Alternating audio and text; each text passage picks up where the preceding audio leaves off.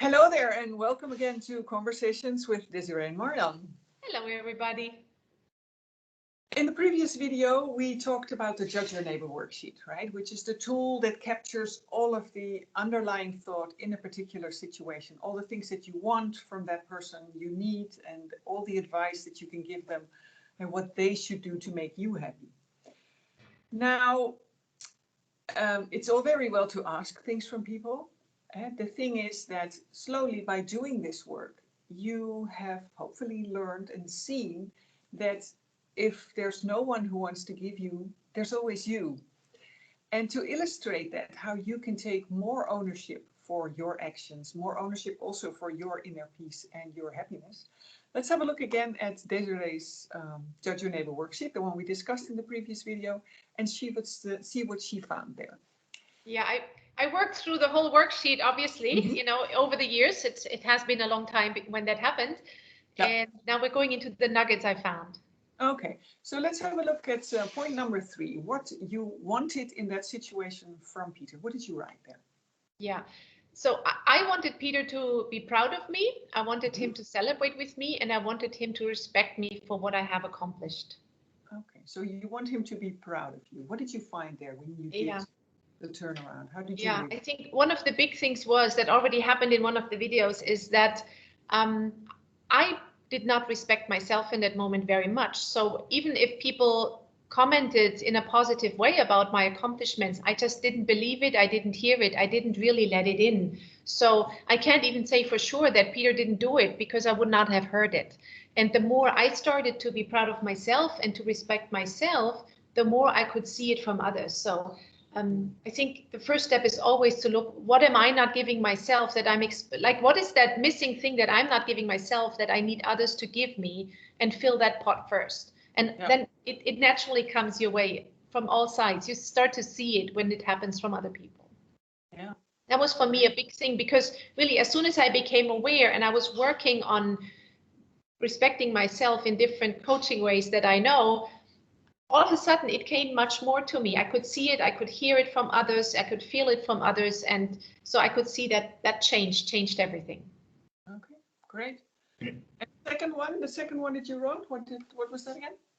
I want him to celebrate with me. That was actually also quite curious, because as soon as I stepped out and I got rid of my energy and I became clear what I needed, I actually called the people that helped me with the website before I went back to Peter, and we celebrated my website because that's what I really wanted to do. And then I was again in a lifted, spirited mood. And when I went back to Peter, I could actually talk with him about it. And I could realize that first I want to celebrate, and then I want to fix the action. And, you know, I could change his mission from working first and then fixing the problems and then celebrating. I could just request, let's first drink a glass of champagne and then fix it, because nobody's looking at it.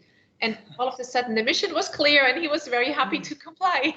Yeah, wow, great example, really good. Yeah. Let's look at point number 3, about what advice. So what advice did you give and what did you write there? Sorry. Yeah, a big aha was I wrote down Peter should have helped me before. And when I really truly looked at it, I didn't need him. I had people around me. That's how the whole website came to play. I had people around me that helped me, and they were the people who were there, who were not on business trips a lot. So I could always draw on them when I needed. So they were the much better partners for me to do the website, because Peter kept going on business trips. He kept being away, and he kept being with his mind in his job. That's his job, right? So by not being here, I actually found a much better sounding board around me that I needed, which was the solution. So I could let that go of him needing to be it, because I had them already. That place was filled. Not his role. Yeah. And in the 4th point, what did you write there? I need Peter. What did you need from him there? Well, there were 2 things that really caught deep, and one was I need Peter to be my cheerleader. And I mean, no, I don't. I need him to be my husband with all that a husband does, and not a cheerleader that's just repeats a happy-go-lucky kind of rhythm. I needed him to be much more than that. And then the other thing, and that was a big thing for me, is I need him to respect me. And when I had the turnaround, I need to respect him. Mhm. I just became so clear that he, in his world, like his role as a husband is to make sure that we're provided for, is to make sure that we're safe, is to make sure that we have the lifestyle we want. That is in his life, that is his role, and he was doing it marvelously. That's exactly what he did. And so if I would respect him for doing that while I was doing my thing and not have expectations towards him, that wasn't really his role, and that he was not even aware of, that I wanted it because I never formulated it, I could really truly switch that over for, I can respect him and I can respect myself for doing the website with the people that were available. All of a sudden it was like that whole notion completely broke away. Yeah. As a painful thought. Yeah. Wow. Thank you. I think you've made it very clear. And that's, I think, for me, the essence also of the work, right? First of all, the work is how to endure suffering, as we call it, not how to bear it, right? You can look at things in a different way, but you don't need to condone violence or criticism, endless criticism or things like that. So it's about how to end your suffering. That's very important. And also how you can make it, get it into action, what you can do after you have found things that you can give to yourself. So how do you actually bring that about? What do you do about it? And there's one thing that you once told me that that sums it up very clearly.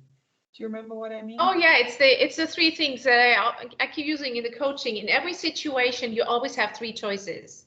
You can love it. This means you can find a way how to love that it is. So I could love that he's trying to correct my mistakes because he's really good at it, and it's something I cherish in him. It was just the timing was wrong, but his action was really nice. Yeah. You can change it, which is you can look at it, and if you don't like it, try if there is a way how you can change it, how you can influence it to change it. So I could, if I would have put a clear request to him and say, look, honey, let's celebrate first and then we fix the mistakes, it would have been a gentle, loving movement from correcting to celebrating and no problem, because I would have changed the situation by clear request, but I needed to have the clarity first to be able to do it. And the third one is leave it. If something is not going well, if you're in a situation that you don't want to have anymore, you know you can always leave it. You just have to think about what consequences will I have to deal with and how will I deal with them. But you're never stuck in a situation. There's never a way how you can be stuck. There's always also a way out. So love it, change it, leave it are always the three options we have in life. Yeah. And that's why we work together, because for me, the work makes that clear. By filling out this Judge Your Neighbor worksheet and doing the work on it, really do inquiring on the thoughts that you have, the options become clear. They show themselves what you can give to you, how you can be towards other people. And, so to get more connection, both towards yourself and towards the people that you live with or work with. Yeah, and that's actionable step, what we just described. If you want to start in your own life also to take more action, to be more clear, and to change the situations that you don't want to have anymore, join us for our online workshop, in our Embracing Life workshop.